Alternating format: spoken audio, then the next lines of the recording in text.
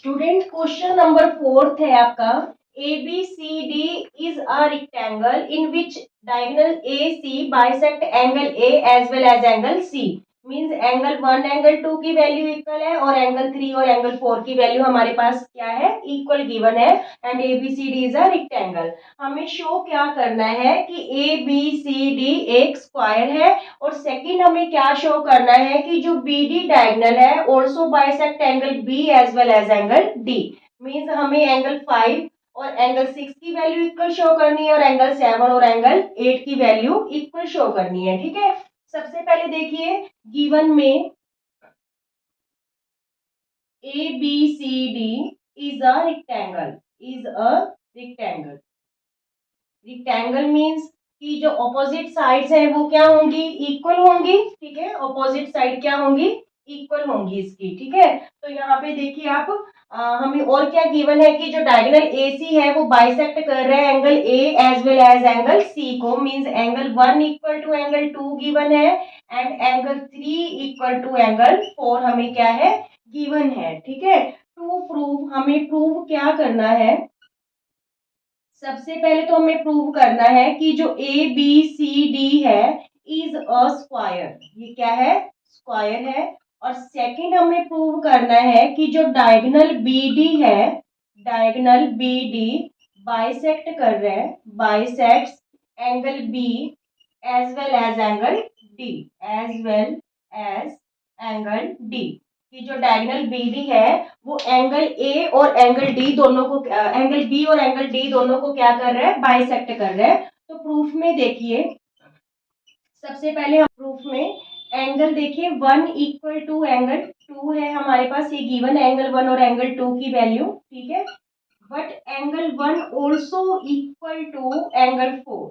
Angle 1 है जो angle 4 के भी इक्वल है। क्यों इक्वल है, because these are alternate interior angles. ठीक है, क्योंकि अल्टरनेट इंटीरियर एंगल्स हैं। तो from equation 1 and 2, from equation 1 and 2 we get angle 2 equal to angle 4, because left hand side equal then right hand side is also equal। angle 2 equal to किसकी हो गया, angle 4 के। ठीक है, angle 2 और angle 4 की वैल्यू इक्वल आ गई। In triangle A B C, in triangle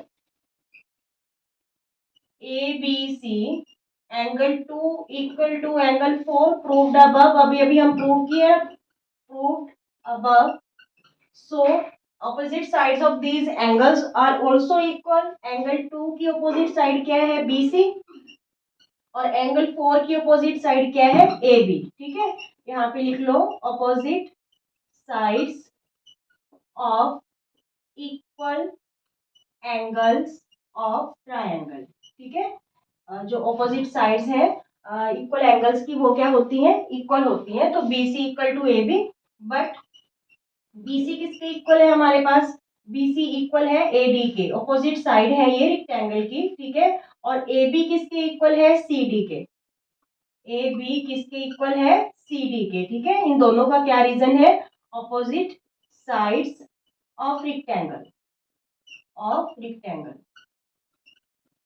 ठीक है, तो यहाँ पे देखिए इन तीनों को आप ऑब्जर्व करोगे, BC AB के इक्वल है but BC also equal to AD। तो इसका मतलब AB और AD इक्वल हो गए, but AB also equal to CD, तो it's means all sides are equal. So ABCD is a square. ठीक है, इज अ स्क्वायर। और इस लाइन से पहले आप लिख लो कि so AB equal to BC equal to CD equal to DA। ठीक है, from this observation all sides are equal, so ABCD is a square. यहाँ तक क्लियर। स्टूडेंट्स इसका सेकंड पार्ट देखिए कि जो डायगोनल BD है वो बाइसेक्ट करता है angle B as well as angle D को। ये चीज हमें शो करनी है। मींस एंगल 5 और एंगल 6 की वैल्यू इक्वल शो करनी है और एंगल 7 और एंगल 8 की वैल्यू इक्वल शो करनी है। तो बिल्कुल इजी सा है। पहले हम ये वाली साइड्स हैं जो पैरेलल ले रहे थे, AB और CD, और AC डायगोनल ले रहे थे। तो इस बार इस चीज को इक्वल प्रूव करने के लिए इन एंगल्स की वैल्यू को हम क्या करें, AD और BC। ठीक है, ये भी तो इक्वल और जो है पैरेलल है साइड्स। ठीक है, AD और BC, और डायगोनल कौन से डायगोनल की बात हो रही है, BD डायगोनल की बात हो रही है। तो इट्स मीन्स ये वाला एंगल और ये वाला एंगल, ठीक है। यहाँ पे इस एंगल को 8 नेम दे रखा है और इस एंगल को 5, तो ये अल्टरनेट इंटीरियर एंगल्स हो गए। सिमिलरली एंगल 7 और एंगल 6 भी क्या हो जाएंगे, alternate interior angles which are equal to each other, ठीक है। तो यहाँ पे लिखिए आप कि जो एंगल 5 है वो किसके इक्वल है, एंगल 8 के। एंगल 5 किसके इक्वल है, एंगल 8 के, और एंगल 7 किसके इक्वल है, एंगल 6 के, ठीक है।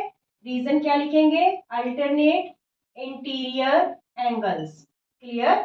अब देखिए यहाँ पे कोई भी ट्रायंगल ले लीजिए, चाहे ये वाली ले लीजिए चाहे ये वाली ले लीजिए, क्योंकि हमने इसको स्क्वायर प्रूव कर दिया। स्क्वायर प्रूव कर दिया means all sides are equal. तो अगर हम यहाँ पे ट्रायंगल BDC लेते हैं, ठीक है, इन ट्रायंगल BDC, तो यहाँ पे BC इक्वल टू CD है, BC इक्वल टू CD, तो ये साइड्स इक्वल है, तो it's means it's opposite angles are also equal, ठीक है। BC का ऑपोजिट एंगल 8 है और CD का ऑपोजिट एंगल क्या है, 6 है। तो क्या हुआ कि एंगल 6 और एंगल 8 की वैल्यू क्या आ गई हमारे पास, इक्वल आ गई। रीजन क्या लिखेंगे, opposite angles of equal sides of triangle, ठीक है। तो एंगल 6 और एंगल 8 इक्वल है। अब देखिए इक्वेशन 1, 2 और 3 से, ठीक है। एंगल 5 8 के इक्वल है, बट 8 एंगल किसके इक्वल है, 6 के, और 6 किसके इक्वल है, 7 के, मींस इनकी वैल्यू इक्वल होगी। तो हम यहाँ पे क्या लिख सकते हैं, from equation 1, 2 and 3 we get angle 5 equal to angle 6 and angle 7 equal to angle 8, hence proved। या फिर लास्ट में लिख लो hence जो डायगोनल BD है वो बाइसेक्ट कर रहा है एंगल B को as well as angle D को। अच्छा ये देखिए कई बच्चे कंफ्यूज हो जाते हैं कि यहाँ पे 6 और 8 की वैल्यू इक्वल है, तो यहाँ पे 5 और 6 और 7 और 8 आपस में कैसे इक्वल हो गए। मान लीजिए यहाँ पे जो एंगल 6 है इसकी वैल्यू 45 डिग्री है, ठीक है, तो एंगल 8 भी क्या होगा, 45 डिग्री होगा। क्लियर, एज्यूम करके चलो कि एंगल 6 45 है तो एंगल 8 भी क्या होगा, 45।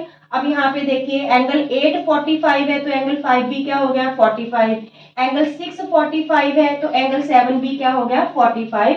It's means we can write this angle 5 equal to angle 6 and angle 7 equal to angle 8। Prove, okay.